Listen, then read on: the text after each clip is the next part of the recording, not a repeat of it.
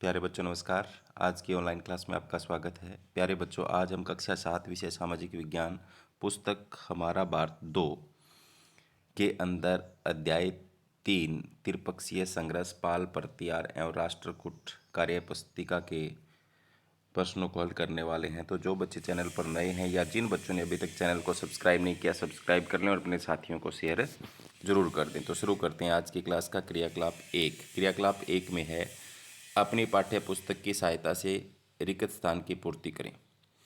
उत्तरी भारत उत्तर भारत का सबसे बड़ा सांस्कृतिक केंद्र था, तो यहाँ खालिस्तान में क्या था? उत्तरी भारत। आगे है पाल शासक खालिस्तान के महान संरक्षक थे, तो पाल शासक शिक्षा और साहित्य के महान संरक्षक थे। प्रतिहार राज्य का प्रशासन सामंत लोग चलाते थे। राष्ट्रकूट वंश का संस्थापक दंती दुर्ग था। राष्ट्रकूटों ने अपने राज्य को विषय यानी जिला में बांटा हुआ था। आगे है सत्य या असत्य, आपको छांटना है। निम्नलिखित कथनों में सही तथा गलत का निशान लगाना है। पम्मा, पोन्ना और रत्ना तमिल काव्य के 3 रत्न माने जाते हैं। तो प्यारे बच्चों, ये तमिल के नहीं थे, कन्नड़ के थे, इसलिए ये क्या है? गलत वक्तव्य दिया हुआ है। राष्ट्रकूट शासन की सबसे छोटी इकाई गांव थी, तो बिल्कुल सही है, गांव थी। मिहिर भोज प्रतिहार वंश का सबसे शक्तिशाली शासक था, तो ये भी बात बिल्कुल सही है। आगे है त्रिलोचन पाल ने 1127 ईस्वी तक शासन किया, तो ये भी सही है। आगे है राष्ट्रकूट शासकों ने सोमपुरी, विक्रमशिला तथा उदंतपुरी में शिक्षण संस्थाओं की स्थापना की, तो प्यारे बच्चों, ये राष्ट्रकूट ने नहीं की थी, पाल शासकों ने की थी, तो ये गलत हो गया ना। तो ये यहाँ पर क्या है? गलत है। आगे है क्रियाकलाप 2, सही उत्तर छांटे। पाल प्रतिहार था राष्ट्रकूट नामक 3 शक्तियों में आपस में कहाँ अधिकार करने के लिए 2 शक्तियों तक संघर्ष चला था, तो वो है प्यारे बच्चों कन्नौज, ऑप्शन नंबर 3। पाल वंश का प्रथम शासक किसे माना जाता है? तो गोपाल को पाल वंश का प्रथम शासक माना जाता है। आगे है किस शासक की मृत्यु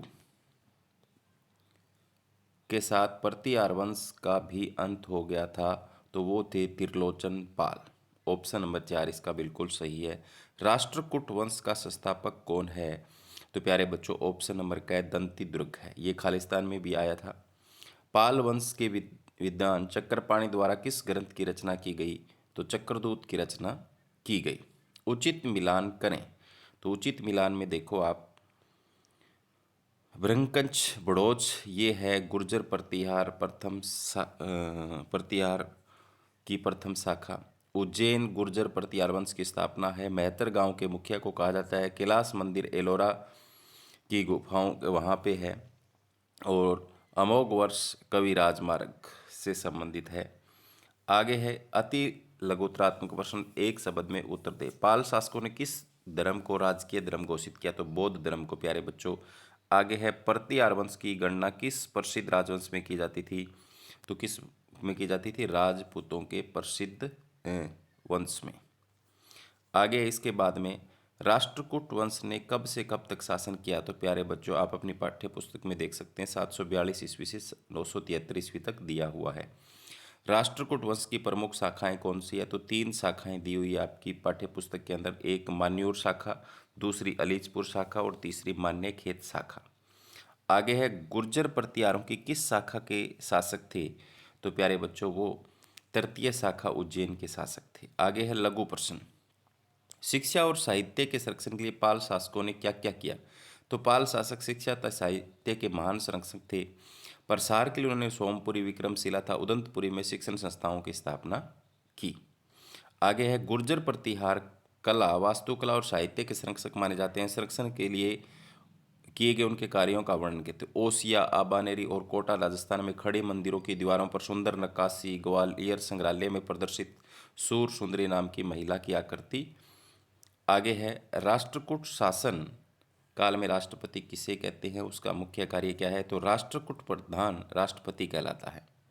राष्ट्र का जो प्रधान है वो राष्ट्रपति कहलाता है। इसका मुख्य कार्य क्या है? राष्ट्र में शांति व्यवस्था बनाए रखना एवं भू इकट्ठा करना। आगे है इसके बाद में बड़े प्रश्न हैं।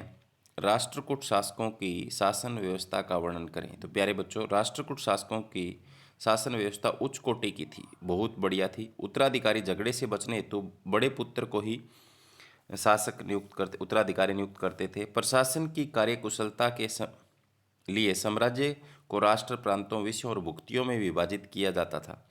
शासन की सबसे छोटी इकाई गांव होती थी। आगे है, पाल वंश के प्रथम शासक गोपाल के योगदान का उल्लेख करें। तो गोपाल वंश का प्रथम शासक माना जाता है। वह 697 ईस्वी में शशांक की मृत्यु के पश्चात फैली अराजकता के समाप्त करके 750 ईस्वी में शासक बना। उसने न केवल समस्त बंगाल को एकत्रित किया, बल्कि वहां फैली अव्यवस्था को दूर कर शांति की स्थापना की।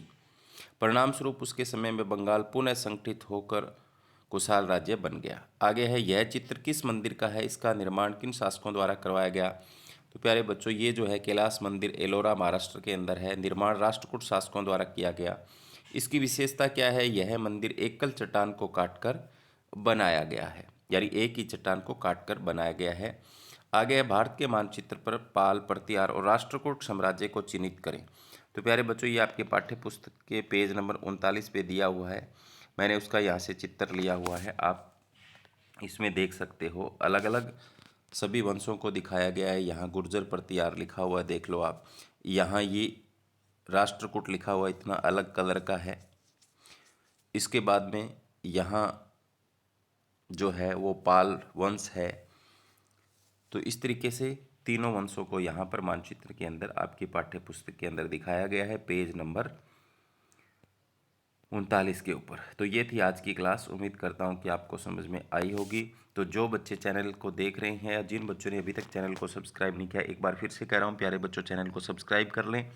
सब्सक्राइब करने का कोई पैसा नहीं है, आपको फ्री में पढ़ाया जा रहा है। अगर आप इसको लाइक करोगे, शेयर करोगे, सब्सक्राइब करोगे, तो पढ़ाने वाले का मनोबल बढ़ेगा। तो आगे जो नई नई वीडियोज़ आपको मिलती रहे, इसलिए नोटिफिकेशन बेल को भी ऑन कर लें। धन्यवाद।